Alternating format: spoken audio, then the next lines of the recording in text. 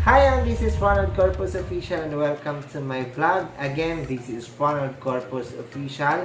I have the heart and advocacy of campaigning rabies awareness. And for this content, for this video, ating pag-uusapan ang isang viral post na isang grade 12 student ay hindi nakapagtapos matapos po ma-rabies. So atin pong basahin ang isa sa mga post na nagkalat po ngayon sa social media. Ito po siya. Graduating student kinagat ng kanyang alagang aso, patay.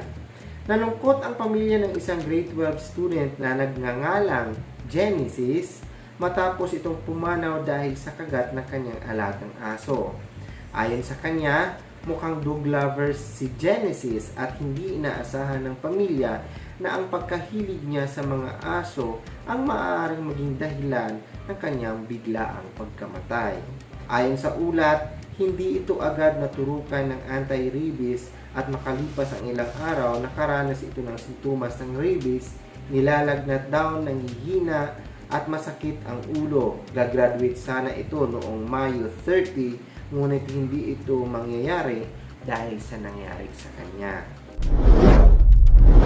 So ito, meron namang isang post, grade 12 student, patay sa rabies. Magtatapos sana ngayong buwan ang isang grade 12 student na si Genesis Intong na taga Dinas, Zamboanga del Sur. Ngunit hindi ito nangyari matapos siyang makagat ng alagang aso at namatay.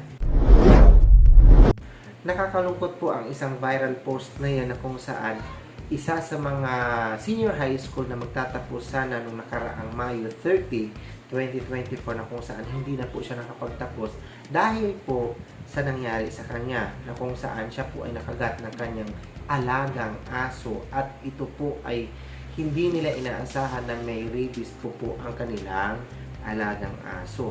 Kaya humantong sa pagkamatay ang isang grade 12 student dahil ito po ay hindi bakuna ng anti-rabies vaccine. So, ano po ang ating maging aral na mapulot dito po sa isang viral post? Number 1, hindi po tayo magiging kampante na kung saan ang ating mga alagang aso, although alaga po natin yan, so dapat po natin sila po ay pangalagaan. Ibig sabihin, magiging responsible po tayong far parent sa ating mga alagang aso man yan o pusa. Number 1, regular na pagpababakuna ng ating mga alagang aso para po sila ay protektado din ng rabies virus. Na kung saan, katulad din natin ng mga tao na kung saan sila po ay maaaring ma-infect po ng rabies virus. Na kung saan sila po ay maaaring mamatay pag sila po ay ma-rabies. Pangalawa, kung ikaw ay nakagat ng inyong alagang aso, kung alaga man yan, kahit alaga mo yan, hindi dapat magpakampante. Dapat po magpapabakuna agad ng anti-rabies vaccine.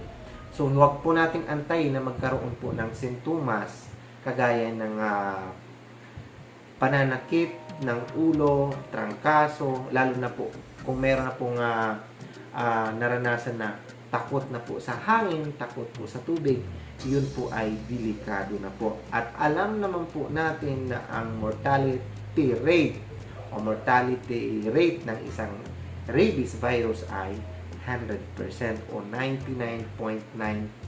Ibig sabihin po, very fatal po ang rabies virus. Pangatlo, hindi po natin hayaan ang ating mga alagang aso na makagala o makasalamuha ng iba't ibang klase ng hayop tulad ng kapwa niya aso, pusa, which is maari po silang ma-infect po ng rabies virus o mahawak. Halimbawa kung ang kanyang nakasalamuhang aso ay infected po ng rabies, ang inyong aso din po ay ma-infect po ng rabies virus. Now, kung kayo po ay accidentally na makagat ng inyong alagang aso at hindi kayo nagpapabakuna dahil kampante kayo dahil alaga nyo, maaari po kayong magka-rabies virus o ma-infect po ng rabies virus katulad po sa nangyari kay Genesis Intong na taga Dinas, Zamboanga del Sur.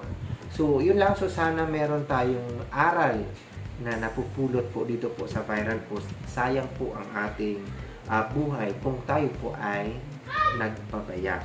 So, again, ulitin lang po natin, pag tayo po ay nakagat po ng aso o pusa, ang una po natin gagawin ay, number 1 is hugasan po natin ng antibacterial soap at doon po sa isang running water at agad po nating pupunta po tayo ng pinakamalapit na hospital at magpapabakuna po tayo ng anti-rabies vaccine. Sundin po natin lahat ng instruction na binigay po ng ating mga doktor. Susundin po, hindi po natin pwedeng i-skip at wag po tayong maniniwala na kung saan pag kayo po ay nakagat, lalagyan po ng bawang, etc. etc. Ito po ay wala pong silbi. So, ang number 1 para po makapag-survive sa rabies virus ay ang tanging anti-rabies vaccine. So, dapat magpapabakuna. So, yun lang. Again, this is Ronald Corpus Official. I have the heart and advocacy of campaigning rabies awareness. So, yun lang. So, once again, this is Ronald Corpus Official and nagsasabi kung hindi ka pa nakasubscribe ng aking YouTube channel, so please subscribe to my YouTube channel and kung nagustuhan mo yung content na to, so paki-like and kung ito po ay karapat dapat i-share, so i-share din natin para po sa kaalaman natin lahat. And mag-leave po kayo comment any suggestion, opinion for the next vlog or additional information about this content na kung saan namatay po ang isang grade 12 student na dapat magtatapos po ng senior high school at hindi na po nangyari dahil po nakagat po ng kanyang alagang aso. So don't hesitate to leave a comment. And pinaka-importante mga ka-official is huwag niyong kalimutang i-click ang aking notification bell para updated kayo sa lahat ng video na gagawin ko dito sa YouTube. Nagpapasalamat din po ako ng buong buo sa inyong walang sawang suporta ng aking YouTube channel. I love you all. Bye-bye.